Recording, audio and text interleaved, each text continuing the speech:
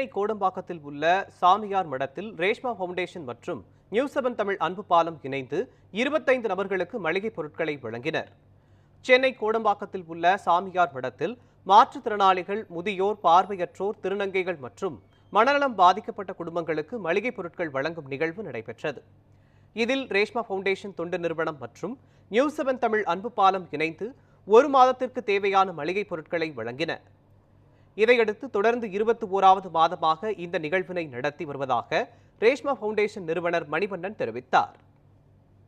ரேஷ்மா தொண்டு நிறுவனத்தின் மூலம் நியூஸ்7 தொலைக்காட்சி அன்பு பாலத்துடன் இணைந்து 21வது மாதமாக நாங்கள் மாற்றுத்திறனாளிகள், திருநங்கைகள், உடல் ஊனமுற்றோர், உடல் நலம் குன்றி வீட்டில் படுத்த படுக்கையாக இருப்பவர்கள் அவங்களுக்கெல்லாம் மாதந்தோறும் மளிகை பொருள் கொடுத்து கொண்டிருக்கிறோம்.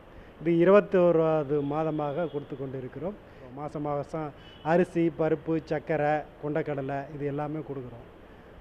வரக்கூடிய காலங்களில் இப்போ 25 பேருக்கு கொடுக்குறோம். வரக்கூடிய காலங்களில் இந்த உறுப்பினர் எண்ணிக்கையும் அதிகப்படுத்துவதாக எங்களது திட்டம்.